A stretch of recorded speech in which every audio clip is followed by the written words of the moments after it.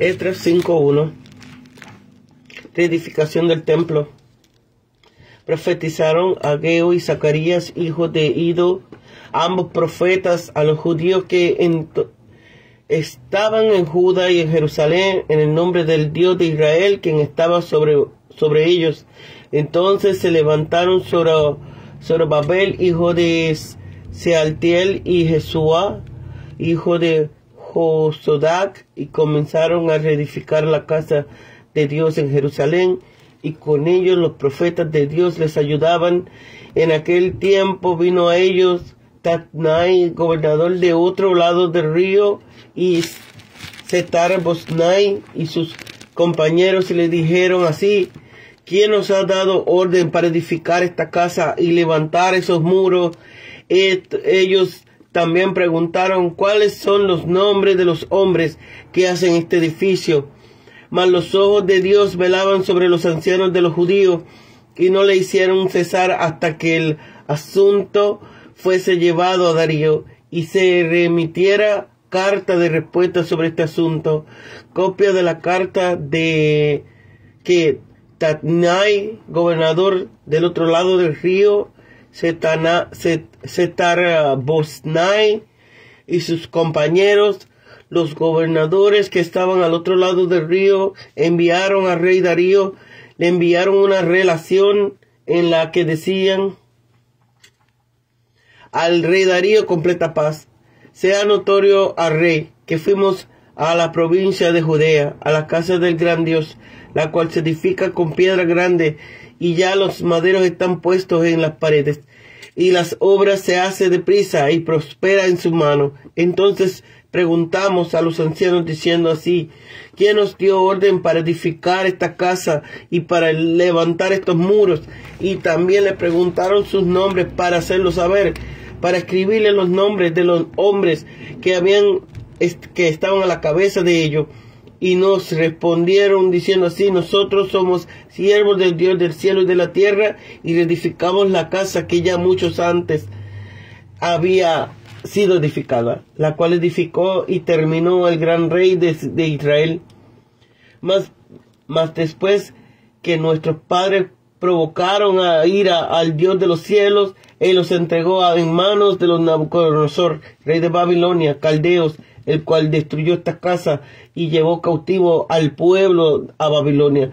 Pero en el año primero de Ciro, rey de Babilonia, el mismo rey de Ciro dio orden para que esta casa de Dios fuera reedificada. También los utensilios de oro, de plata, de la casa de Dios que Nabucodonosor había sacado del templo que estaba en Jerusalén, y los había llevado al templo de Babilonia. El rey Ciro los sacó del templo de Babilonia, y fueron entregados a Sesbazar, a quien había puesto por gobernador, y le dijo: toma estos utensilios y ve y llévalos al templo que está en Jerusalén, y sea reedificada la casa de Dios en lugar.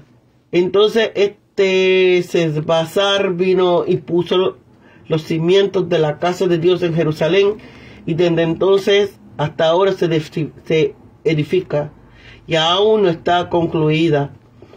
Y ahora, si el rey le parece bien, búsquese en la casa de los tesoros la casa del tesoro del rey en Babilonia. Así es que porque el rey Ciro había dado la orden para reedificar esta casa de Dios en Jerusalén, y se nos envía a decir la voluntad del rey sobre esto. Reedificar. Tanto Ageo como Zacarías comenzaron a edificar en el segundo año de Darío. Como vemos, el templo de Dios entre los hombres ha de ser edificado, no por fuerzas seculares, sino por la palabra de Dios. Así como las almas de nuestra milicia no son carnales, sino espirituales, tampoco las herramientas de nuestra construcción son carnales, sino espirituales. Es deber de los profetas de Dios animar al pueblo de Dios para que hacer el bien y ayudarle en ello. Fortalece las manos, y mediante consideraciones sacadas de la palabra de Dios, enviarle el sentido del deber y animarles a cumplirlo.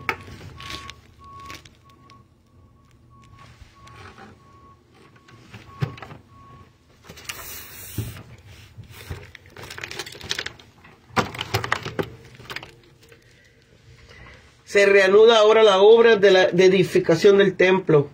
El Espíritu de Dios enfervorizó a los judíos para animarles a edificar y enfrió a sus enemigos trayéndoles a mejor disposición, porque aun cuando secretamente aborrecían la obra, tanto como los del capítulo precedente, al menos fueron más deferentes con los edificadores, fueron más imparciales en su presentación del asunto al rey.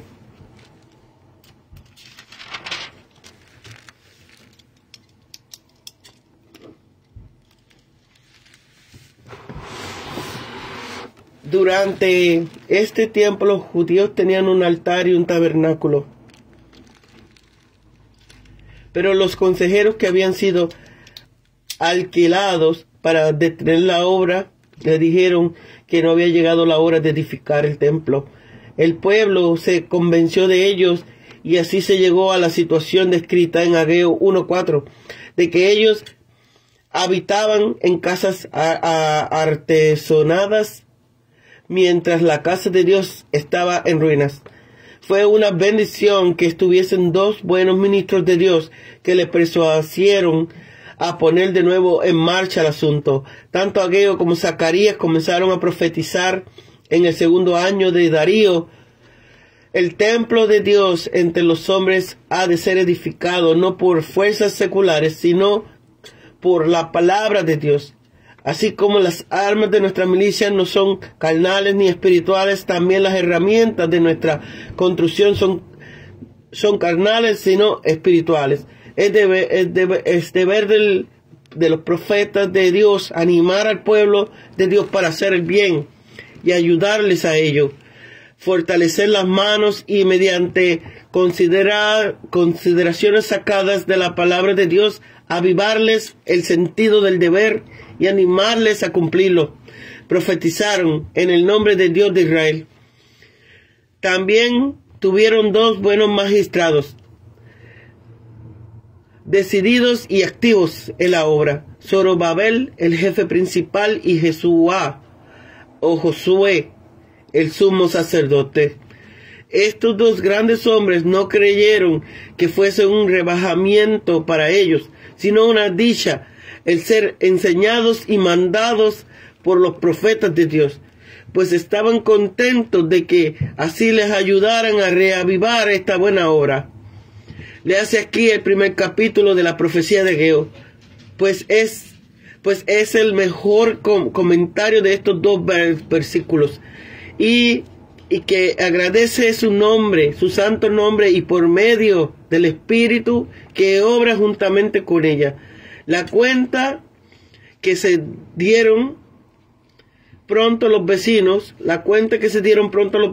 de que la obra se reanudaba tan pronto como el Espíritu de Dios despertó a los amigos del templo para que se interesaran en él, despertó también el espíritu maligno a sus enemigos para que se opusieran a él. Mientras el pueblo edificaba sus casas artesonadas, sus enemigos no les mostraban, pero no les molestaron. Pero en cuanto se pusieron a trabajar en el templo, surgió la alarma y todos ellos vinieron a detener la obra.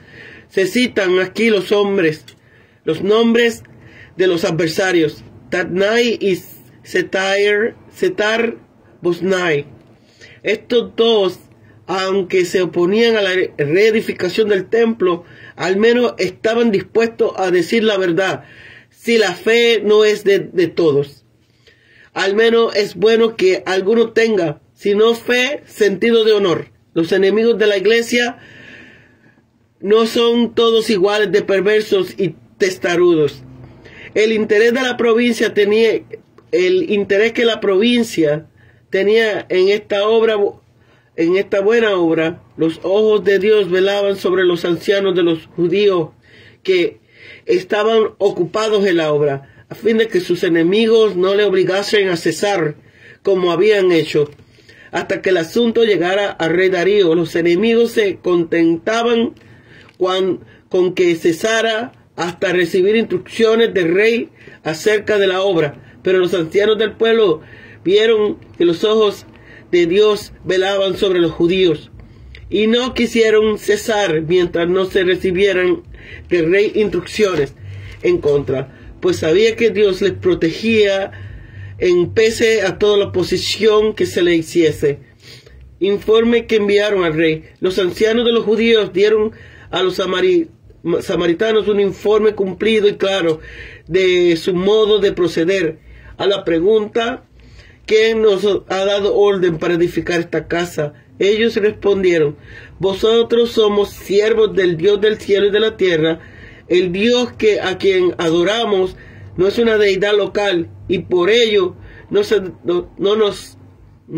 nos puede acusar de rebelión al levantar este templo en su honor, sino que adoramos a un Dios de que depende todo el universo, y por tanto su obra debe ser protegida por todo e impedida por ninguno.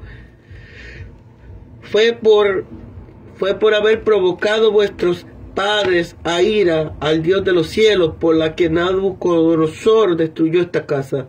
Fue por los pecados de nuestro pueblo, por los que fuimos desposeídos por algún tiempo de ella. No porque los dioses de las naciones hayan prevalecido contra nuestro Dios, sino porque nosotros le provocamos. Es por lo que nosotros y nuestro templo fueron entregados en las manos del rey de Babilonia. Pero ahora mismo el mismo rey Ciro dio la orden porque esta casa de Dios fuese reedificada. Así que tenemos a nuestro favor el decreto del rey.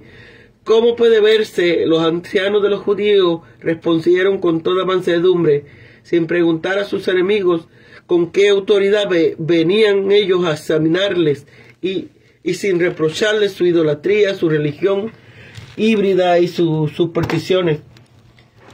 Aprendamos de aquí a presentar defensa con mansedumbre y reverencia, respeto, ante todo lo que nos demande razón de la esperanza que hay en vosotros, presto a entender correctamente y a declarar llanamente lo que hacemos en el servicio de Dios, por lo que lo hacemos.